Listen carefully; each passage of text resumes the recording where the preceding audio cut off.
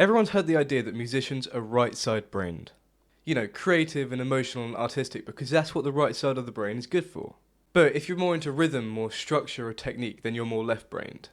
But the thing is, if you look more into it, which we will do in this video, you'll realise it's not that simple. The entire idea of lateralized split between the brain is an oversimplification and not a true representation of what we have up here, if we have anything up here. For me personally, it's more empty than the government's promises. But anyways, what's funny about this is that musicians use this myth all the time.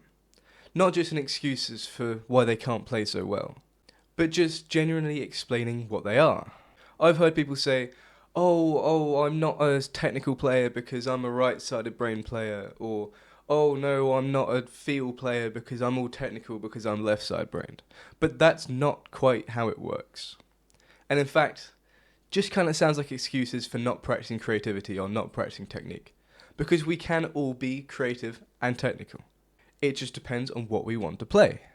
So whether you're playing a shreddy song or if you're playing a really emotional song, or even if you're just listening to it, your brain is doing so much more complex things than you understand. And it's also way more interesting than just the lateral split that most people think. I mean, think about all the different sections that add up to make the music that we listen to. You know, you've got your rhythm, you've got your emotion, you've got your pitch, you've got all of these different things. It can't just be controlled in one half of the brain, right? So today, I want to talk about why people get this myth so wrong, and why it became popular, and how we can actually understand how the brain actually works when we're doing music, without flattening it into the stereotype of left side is analytical, right side is creative. And trust me, once you understand, you'll realise that music, and even the brain itself, are way more impressive than you actually thought. And just remember, we've all got brains. Without further ado, let's get straight into it. I'm Vaughan, and welcome to MVP.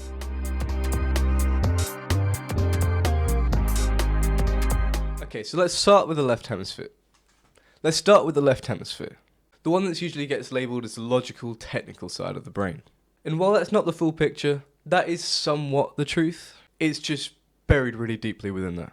And it's not just what the myth claims that it is. First, let's talk about rhythm, timing, and precision, something we all look for when playing music. One of the biggest things the left hemisphere actually does is that it specialises in time, quite literally. It's better at dealing with precise, fast information, which music has a lot of, depending on what you play. When you're trying to stay locked into a beat and fit that pocket that we call, you're trying to make your picking hand consistent. And when things need to be really evenly spaced out, that is where the left hemisphere really shines. It's a part of the brain that breaks time down into slices so we can interview it better. Interview it better? So we can organise it better. That's probably a better word. That's why technique-heavy players, you know, people like Jason Becker and all your godly shredders, that's why they spend hours and hours and hours playing over and over and over again, because that essentially becomes your left hemispheric motor control. Speaking of, the next part, sequencing and motor planning. There's something that a lot of guitarists don't realise, is that when you're playing guitar, you're not just moving your fingers. Your brain is thinking of it in specific sequences. Like if you're playing something really fast, your brain isn't thinking about every single note that you're playing. It thinks of it in a sequence, or a chunk, or a chain, whatever you'd like to call it. And the left hemisphere is so much better and faster at planning out these really fast, intense technical ideas. This means every single quick, ordered sequence that you play is heavily supported by the left hemisphere circuitry. It handles the rapid-fire decisions that you need to be able to play at that speed, and make them come out clean. Well, hopefully clean. And next is the language processing in music. Here's something really cool. The left hemisphere absolutely dominates when it comes to language. And music, in some ways, acts like a language within your brain. And that doesn't mean music literally is a language, but things like patterns, motifs, repetition, and even just the musical way that ideas can develop, they are all the things that the left hemisphere is really good and specialises in handling. Because your brain is treating these motions as if they were words and if they were grammar put together in a musical sentence. And this musical sentence, the left part of your brain can organise and it can think about really quickly. Pretty snazzy, right? But anyways, the thing that we dread most probably as musicians, metronome work. Now this is where it gets a bit more practical. If you practice with a metronome, I know a lot of people do because they find it boring. But if you do, and especially if you do stuff like alternate picking, you're basically training your left hemisphere's timing and sequencing circuits. And that's why slow and accurate practice works. Well, works most of the time.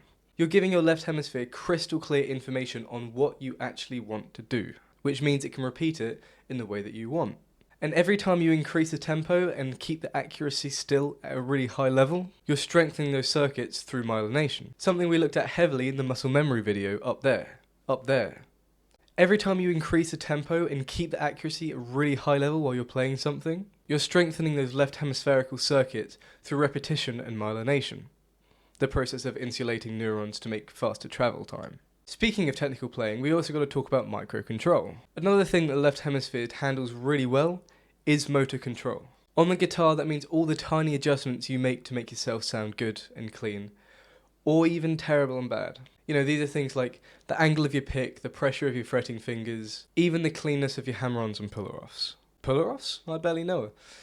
Anyway, these tiny adjustments happen very, very rapidly.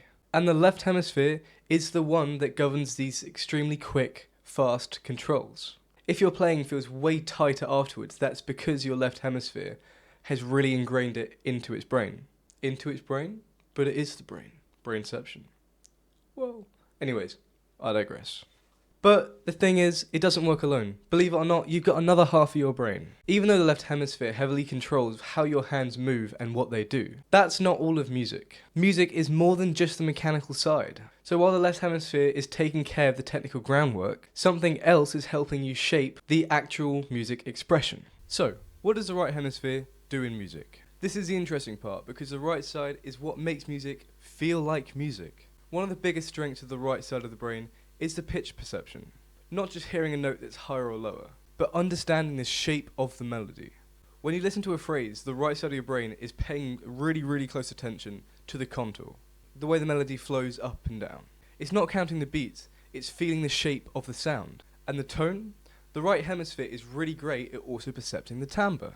The difference between a soft tone and an overdrive tone and a really distorted tone is what your right hemisphere tracks practically instantly. And two, the emotions and the meaning of music itself. The right hemisphere is strongly involved in the interpretation of emotional content, in speech and in music. So when something sounds sad or tense or even uplifting, that emotional response is heavily driven by the right side of your brain.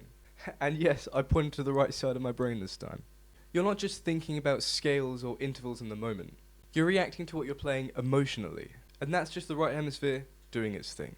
Now next, the big picture musical processing. The left hemisphere, as we said, is focused on the details and the sequencing. But the right hemisphere is about structures as a whole, what we can call the global picture. It's like the difference between reading a single sentence and reading a whole story. You're going to feel a lot more emotion from reading the entire thing because you actually know what's going on. That sense of arc, that sense of direction, is heavily supported by the right side of the brain's processing. So, improvisation and intuition. Something we all need to work on as musicians. When you improvise in a more emotional, melodic sense, the right hemisphere becomes extremely active. That improvisational flow state that we feel. You know, the feeling of the guitar playing you. That's what a lot of people mistake as being right-brained. But it's not the whole story, even though it is heavily involved. Something else we can look at in the big picture is understanding context of what we're playing. We don't just hear a note in isolation. It appears in a phrase or a chord, or in a specific emotion in the moment. Take a very basic example. If I play a C over a C major chord, it's going to feel right. But if I play an F sharp over it, it's going to feel a bit different.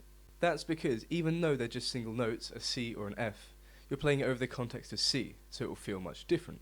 This is why a simple note can feel really heartbreaking in one song, but really uplifting and heroic in another. Even though it can be the same pitch or the same movement, and yet it has completely different meanings. But something slightly different from this is the spatial awareness of what we're playing. Now you're probably thinking, it's music, why do we need spatial awareness in that? But you listen to things in stereo. It feels like, oh, the guitar's coming out of that side, oh, the bass is coming out of that side. People like Van Halen, they mix their songs in stereo, so it sounds like you're seeing Eddie up there because you can hear him in this side, or you see Michael Anthony up there because you can hear him that side. That is the spatial awareness of the music, as well as things like reverb, where you can feel the depth of the room that they're playing in. It's all about how we experience music in multiple dimensions. not just sequences of notes played together. And again, the right hemisphere does not work alone. Your expressive phrasing comes from the right side, but the actual notes that you're playing to have the technical ability to play that comes from the left side of your brain. So now that we've talked about what each hemisphere actually does, here's where the magic really happens. The two hemispheres are connected by a huge bundle of nerve fibers called the corpus callosum.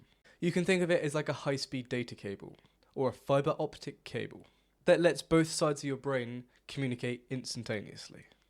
Well, practically instantaneously. Fun fact, doctors used to sever the corpus callosum to treat epilepsy, but then they realised that doesn't really work. But they still do it in some cases nowadays. So it's not actually the left side or the right side, it's more like the left side and the right side. Because they constantly send messages back and forth, all the time, constantly, even while we're sleeping. So when you play guitar, what does this actually look like? Well, let me show you, kind of in real time. The left hemisphere organises the timing and the patterns and the motor control. Then the right hemisphere shapes the emotion and the pitch and the colour of what you're actually playing. And the corpus callosum keeps them synced together, so your technique and your expression actually line up while you're playing. This constant back and forth not only helps you play things that are fast and emotional, but also things that are expressive and rhythmically tight. Neither side could do that alone together. That's just not how it works.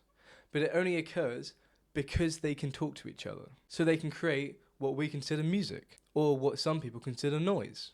So that point of communication is really where the myth starts falling apart. That, oh, you're left-brained, oh, you're right-brained.